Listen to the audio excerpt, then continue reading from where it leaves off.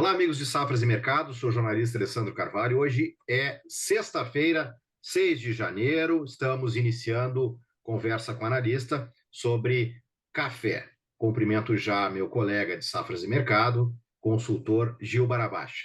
Tudo bem, Gil? Feliz ano novo, primeira sexta-feira de 2023, Gil. Tamo junto, mais um ano. Mais um ano, Alessandro. Tamo junto. Feliz 2023 para você e para todos.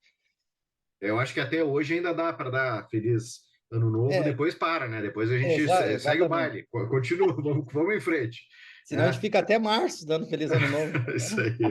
Bom, digo a você que ainda não se inscreveu no nosso canal no YouTube, Safras TV, inscreva-se, ative as notificações, entre em safras.com.br, conheça a plataforma de Safras ao longo dessa nossa conversa, você vai conhecer um pouquinho da plataforma e tem todas as informações lá para o agronegócio. Gil, a gente começou no mercado de café um 2023 de queda nas cotações, a gente tinha no final do ano passado, acho que tu já vai compartilhar a tela para a gente da plataforma, a gente tinha no final do ano passado a Bolsa de Nova York no contrato março, que aí está, parecia que estava buscando se equilibrar acima da faixa de US$ 1,70 por libra-peso para o café arábica, e desceu a ladeira nesse começo de 2023, nesse momento que a gente está conversando, a gente tem a bolsa para o contrato março, trabalhando, inclusive tendo rompido essa importante linha de US$ 1,60 por libra-peso, né? Agora, inclusive agora o mercado está recuperando um pouco de terreno, Recuperou está um pouquinho. trabalhando no contrato março a 161,75, mas chegou a romper, trabalhou na mínima 157,15 já na manhã desta sexta-feira. Gil, o que temos aí de elementos para esse movimento negativo do começo do ano? Olha, Alessandro, basicamente a gente está no meio de uma volatilidade financeira, né? Então, você teve ali fatores como dólar, como China, e principalmente petróleo, China, que ajudaram no primeiro momento, né? Então, você teve um movimento de correção técnica, rompimento de algumas linhas, essa linha de 170 é uma linha importante, rompimento, isso deu um fôlego de alta. Mas só que falta sustentação, é um movimento de curto prazo, ligado muito a questão financeira, que é incerta nessa transição de ano, e daí depois devolveu tudo isso, né? Petróleo caiu, você tem algumas incertezas em relação à China por conta do aumento de casos de Covid, né? Então, tudo isso mexe com o mercado financeiro nesse início de ano e traz aí, derrubou. Tem um fator interno também que pesa, que é essa questão do dólar, né? Essa escalada do dólar, né? Nessa troca de governo e essa incerteza com com o governo novo que entra, né? Isso também, de certa forma, colabora com a alta,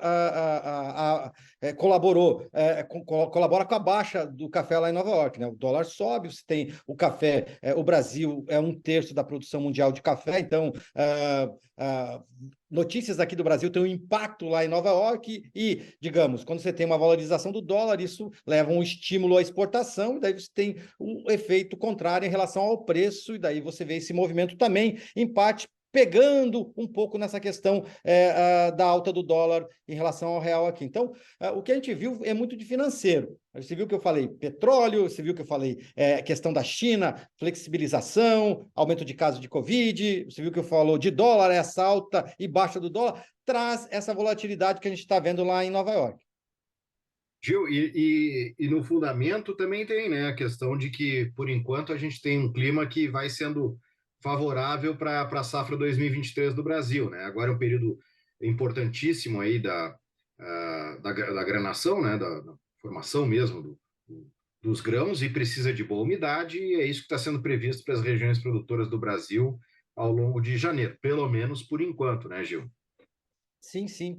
Basicamente, a gente vem desde outubro para cá, a gente vem com o sinal climático, um sinal climático favorável para as lavouras, né? Tanto é que daí vieram as floradas, depois a pós-florada e tudo, é um cenário climático favorável, e isso também serve como fator limitante às investidas de alta. Então, o mercado, como você não tem uma novidade fundamental, basicamente ele está consolidando esse tombo, que a gente vê claramente no gráfico aqui, esse tombo nos preços internacionais, por conta dessa percepção, desse sentimento mais favorável em relação à safra do Brasil desse ano. O clima continua favorável, então você tira essa variável que poderia trazer aí alguma sustentação, uma investida de alta, né? Então fica muito limitado à questão financeira que a gente viu anteriormente. E, como você falou, o desenho para esse início de janeiro é um desenho de chuvas para as regiões de café, o que é favorável à formação de grão, e é um fator que limita essas investidas de alta. Então, a gente vê claramente que o café tem dificuldade de sustentar acima de algumas linhas, como a linha de 170 centavos, né? Por conta disso, ele vai, avança, mas ele não tem força para se sustentar, e depois ele acaba devolvendo os ganhos, se consolidando ali nessa linha lateral que a gente vem observando aí desde o final do ano passado.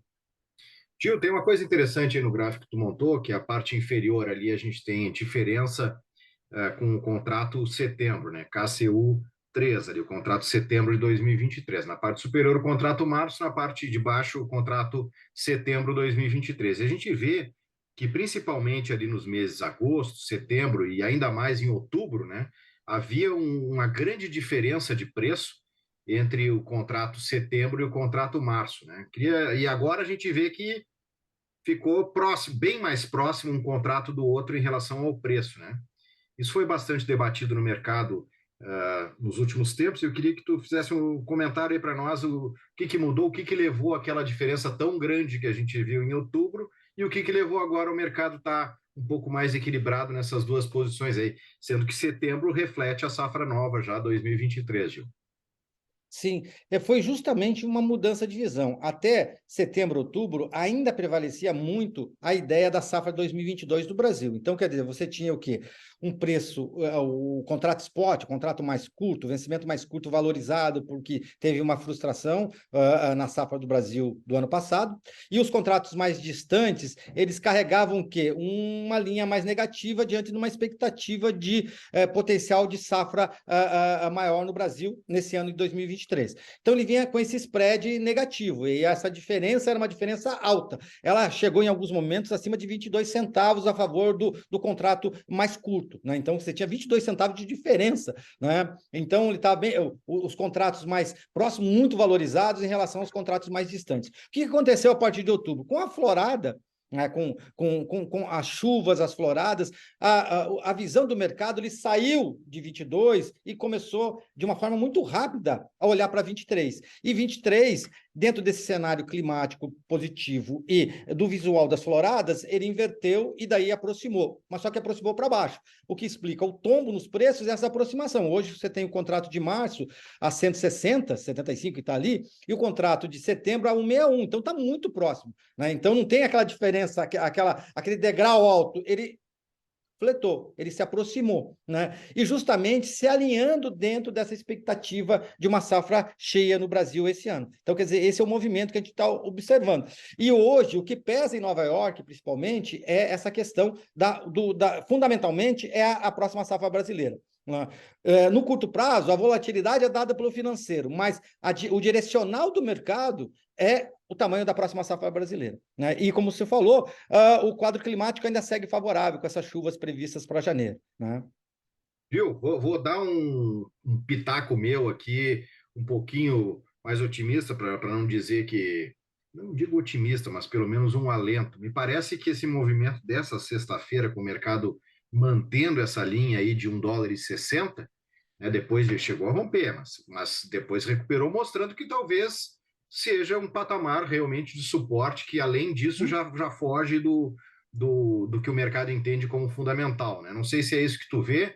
E também olhando Sim. para o gráfico de Nova York ali para março, a gente vê que desde meados ali de novembro, né, o mercado depois de ter descido em outubro bastante, criou ali uma faixa ali que está trabalhando, inclusive ali com fundos como os analistas, como você gosta de falar, com fundos e topos ascendentes, né? É. Então talvez seja uma linha que o mercado vai ter mais dificuldade de romper para baixo, né, Gil?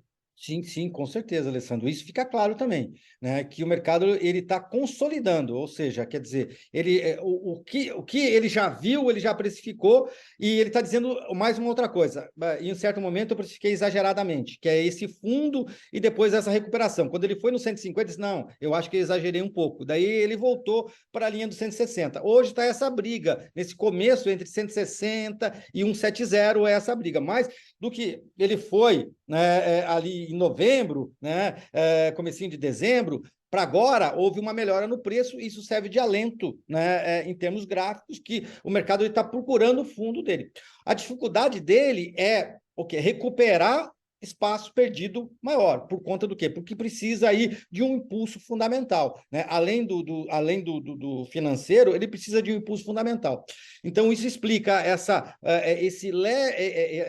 esse desenho de fundo, mas com essa dificuldade de ir muito além dos 170 centavos. Mas concordo contigo. Esse serve de alento, sim. Ele desenhou o fundo, né? E agora o que ele espera? Espera novidades em relação à safra de 2023, que deve aparecer nesses primeiros meses, janeiro, fevereiro, março, deve aparecer aí novidades, alguns números novos, privados, oficiais, que podem servir ali para se desenhar esse cenário produtivo para 2023 e pode servir de norte aí para o direcional de preços aí de um fôlego um pouquinho mais longo, né? Mas concordo contigo, o mercado ele desenhou o fundo, quer dizer, o que ele já viu, ele já precificou, agora tem que confirmar isso ou não, né? Então, primeiro ele está dizendo que exagerou, essa linha positiva aí, isso aí serve de alento, sim, sem dúvida nenhuma.